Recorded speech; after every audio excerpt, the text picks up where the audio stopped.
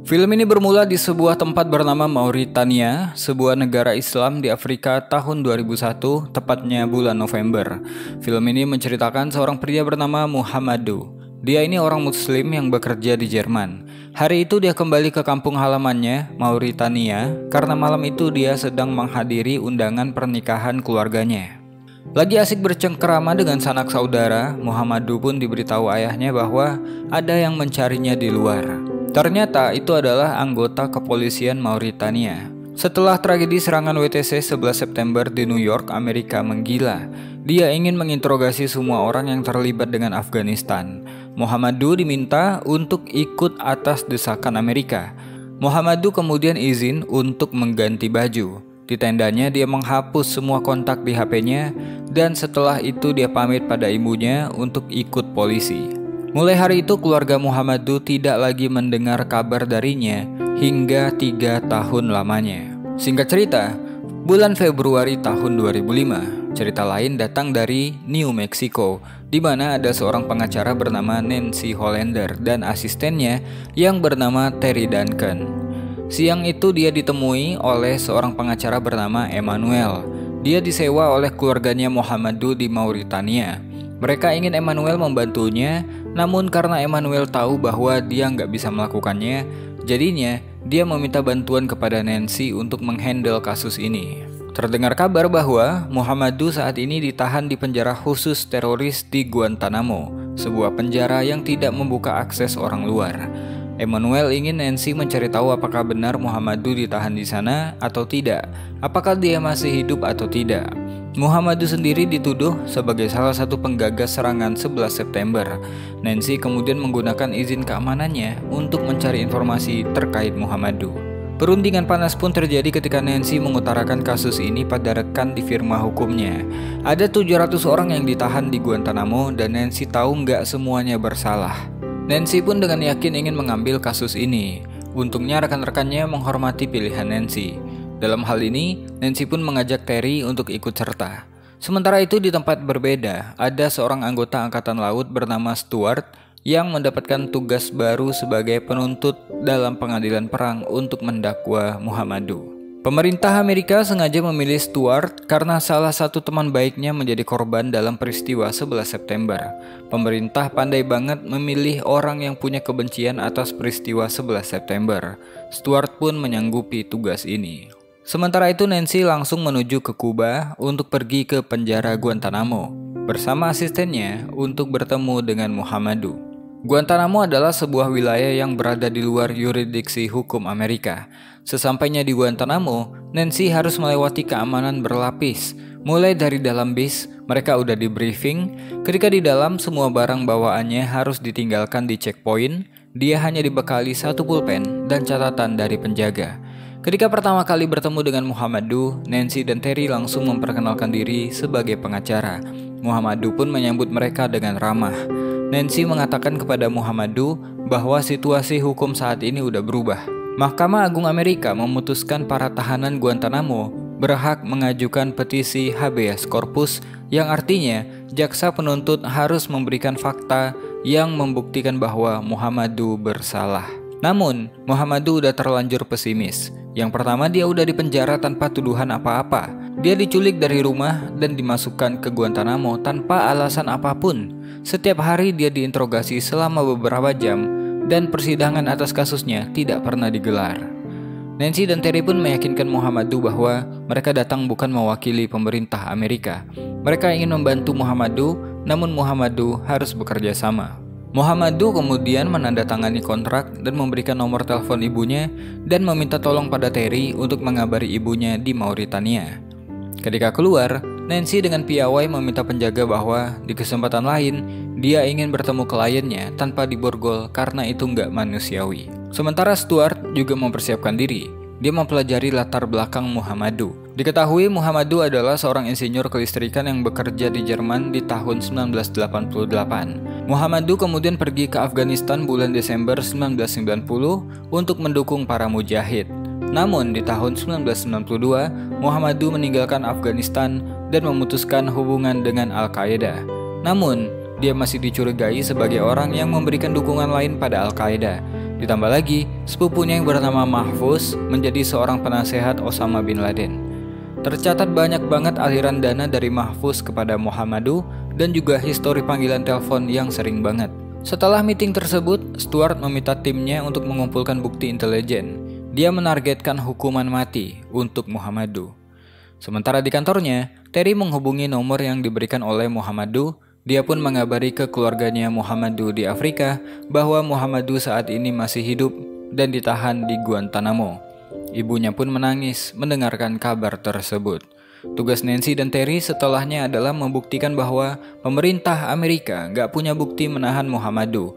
Jadi mereka pun pergi ke Virginia karena Muhammadu udah mengirimkan mereka surat berupa kesaksian tertulis. Surat itu disimpan di tempat yang disebut The Privilege. Walau Muhammadu mengirimkan surat untuk mereka, tapi mereka hanya boleh mengaksesnya di sana.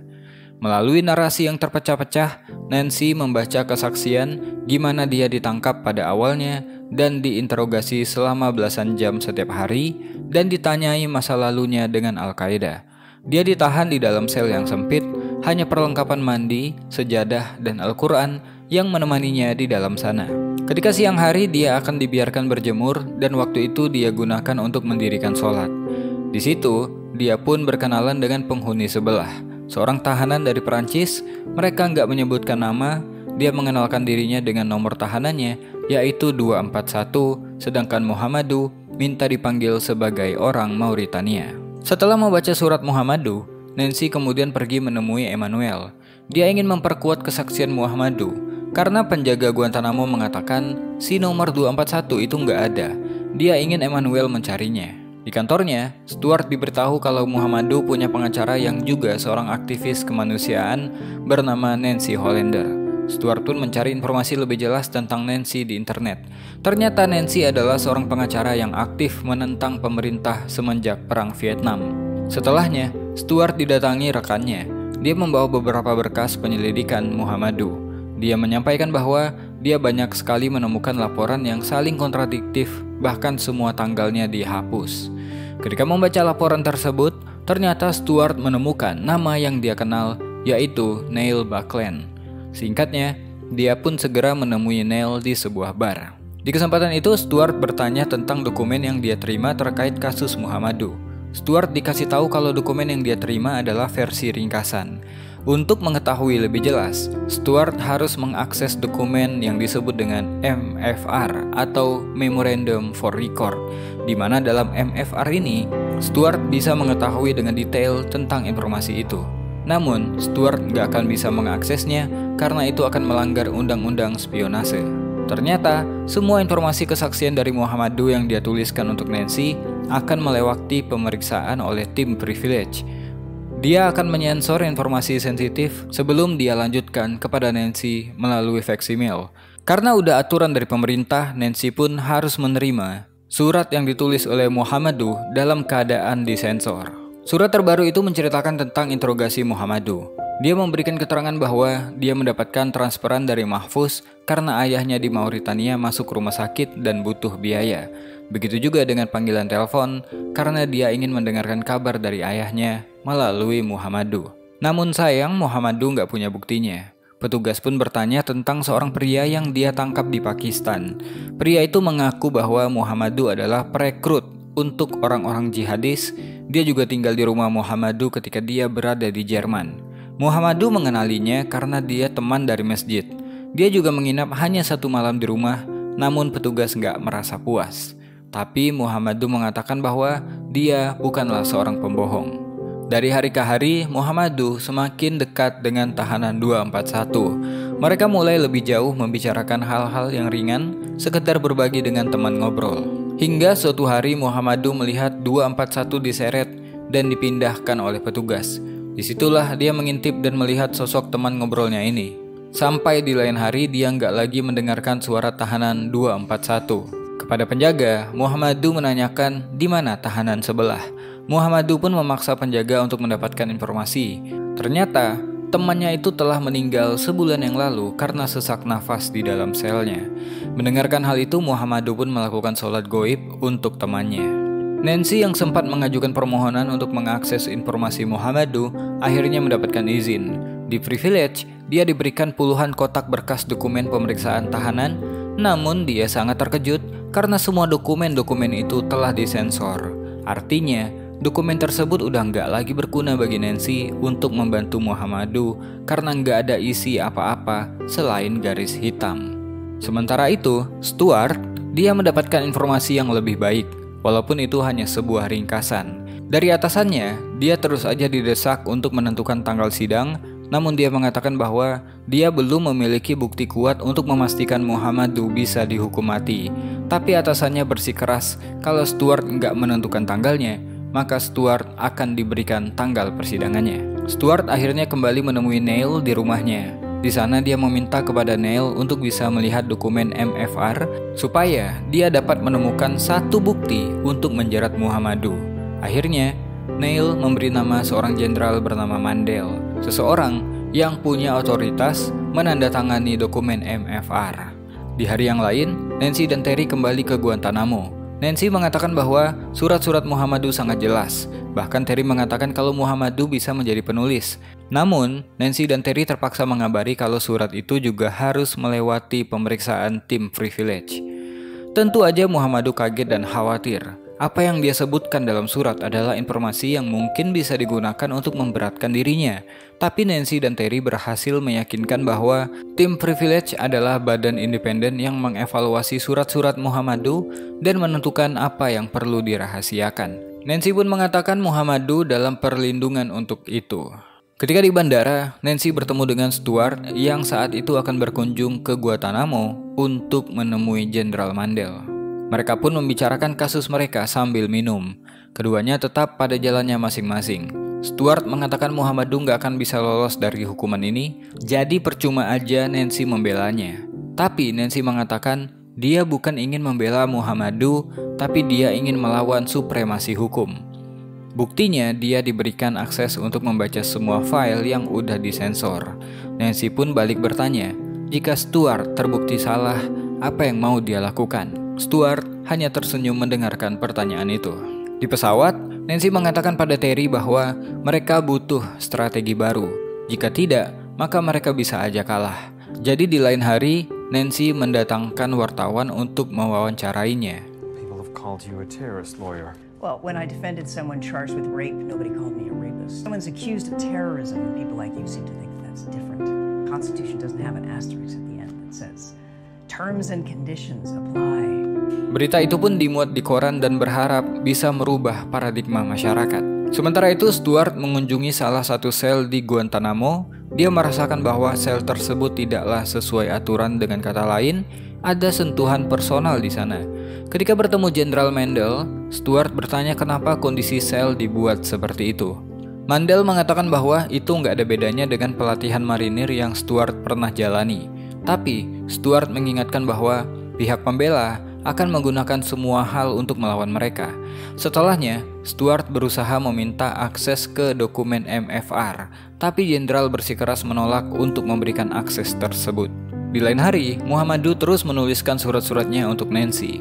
Waktu itu, Muhammadu mengaku pada petugas bahwa dia pergi ke Afghanistan untuk berlatih di tahun 90 dan 91 demi melawan komunis.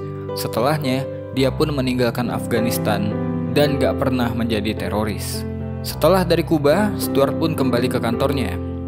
Dia mendapati salah satu rekannya yang bernama Arjun gak boleh masuk karena izinnya telah dicabut.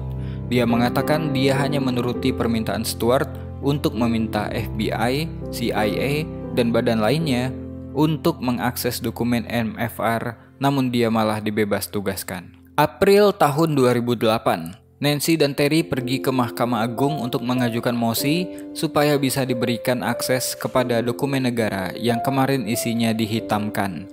Nancy mengatakan bahwa udah 6 tahun Muhammadu ditahan tanpa kejelasan dan ini adalah haknya untuk mengajukan petisi, sehingga Nancy meminta untuk diberikan akses.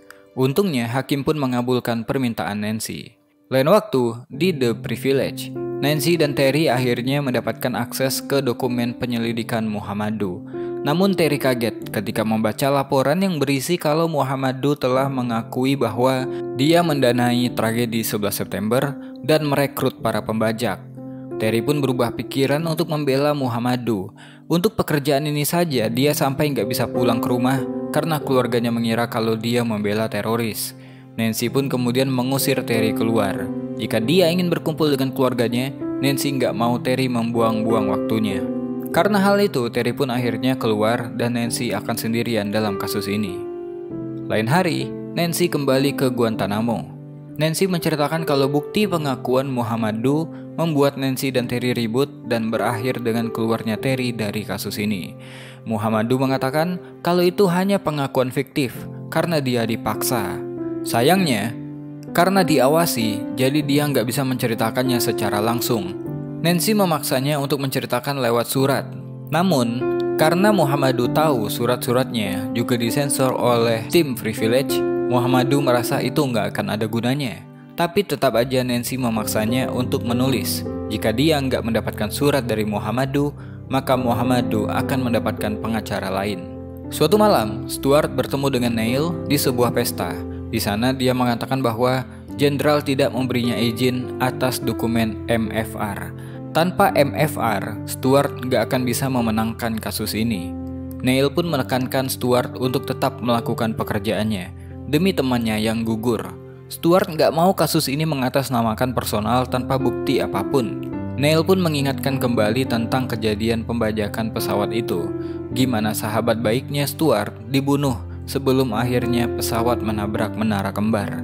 Neil mengatakan seseorang harus bertanggung jawab meski tanpa bukti. Disinilah Stuart udah benar-benar muak dan gak mau terlibat dalam konspirasi ini. Sementara itu, Muhammadu memberanikan diri untuk menuliskan kejadian sebenarnya dan mengirimkan surat tersebut pada Nancy. Pada suatu malam, Nancy pun diberitahu kalau surat terbaru dari Stuart udah datang. Nancy langsung pergi ke The Privilege untuk membuka surat tersebut. Sementara Nancy memeriksa surat Muhammadu atas apa yang terjadi sebenarnya, di tempat lain, Neil pun tersentuh hatinya untuk memberitahukan yang sebenarnya pada Stuart. Dia mengatakan bahwa ketika itu atas arahan dari Menteri Pertahanan, Neil disuruh melakukan penanganan khusus. Neil menyuruh Stuart untuk membacanya sendiri karena saat ini dia akan mengizinkan Stuart untuk melihat dokumen MFR. Di saat Nancy mengetahui fakta sebenarnya dari Muhammadu sendiri, Stuart membaca fakta yang sama dalam bentuk laporan rahasia.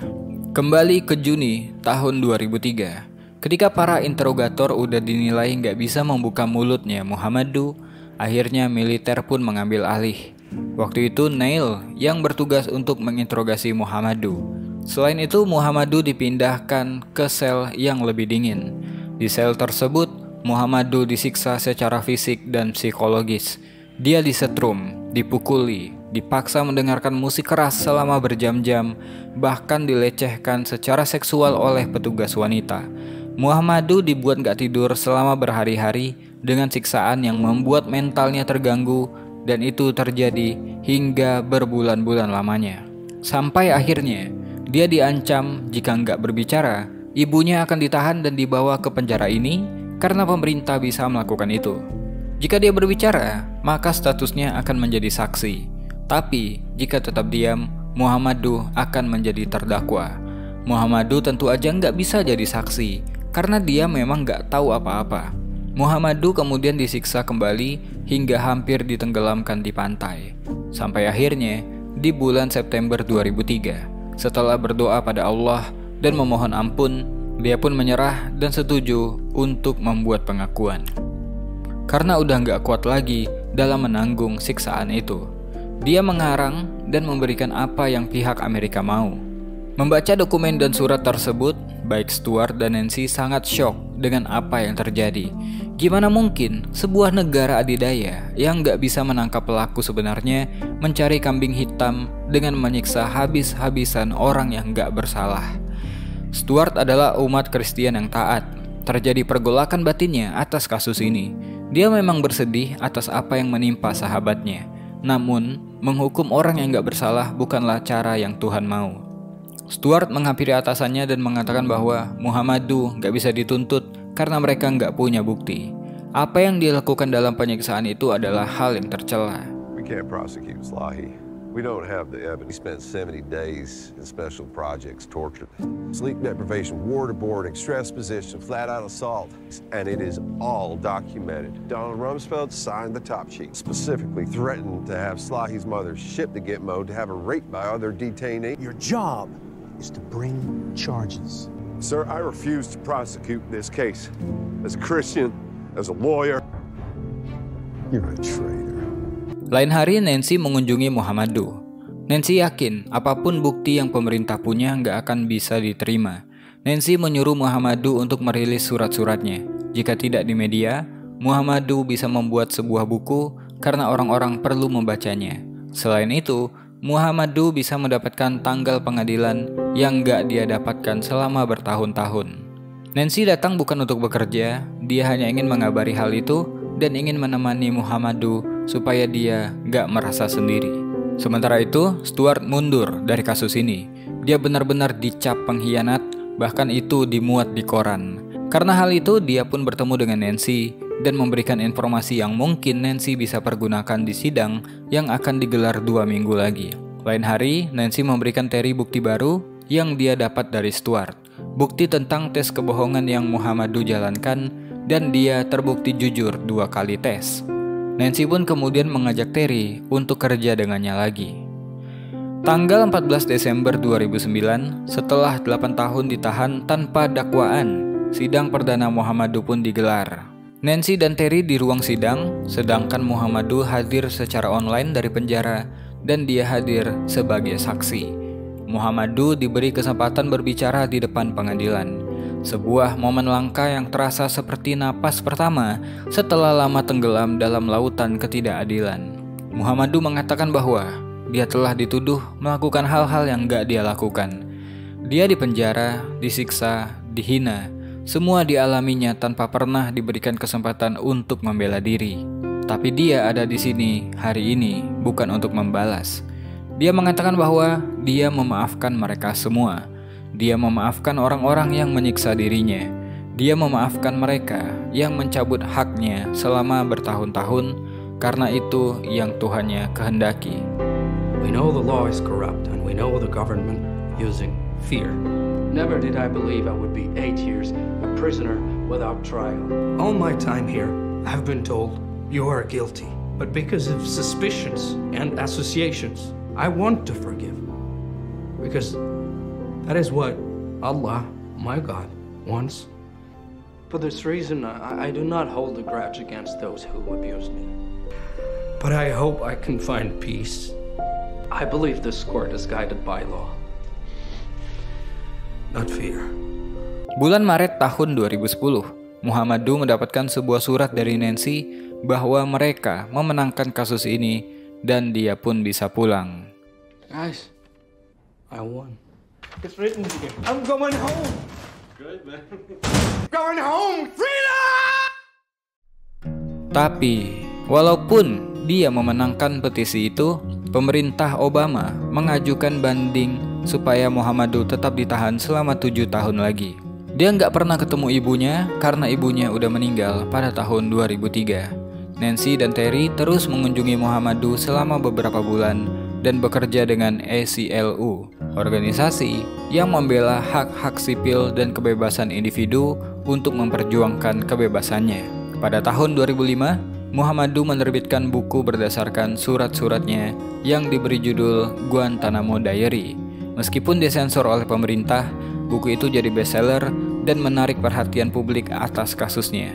Bulan Oktober tahun 2016, dia akhirnya dibebaskan setelah 14 tahun 2 bulan di dalam penjara tanpa dakwaan apa-apa.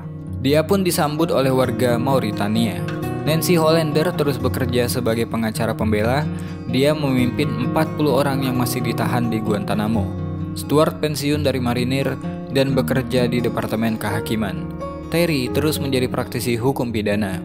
Baik CIA, Departemen Pertahanan, ataupun lembaga pemerintahan Amerika lainnya tidak bertanggung jawab atau meminta maaf atas pelecehan yang terjadi di Guantanamo. Kasus Muhammadu Slahi membuktikan bahwa Amerika sebagai negara adidaya bisa juga melakukan tindakan sangat kejam atas nama keamanan. Namun untungnya dalam sistem itu juga masih ada orang-orang yang berani berdiri untuk keadilan.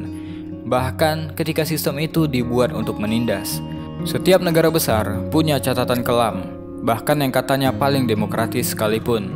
Tapi justru lewat kisah nyata seperti ini, kita diingatkan bahwa kekuasaan tanpa kontrol bisa membunuh keadilan. Dan satu suara yang berani bicara bisa menyelamatkan satu jiwa.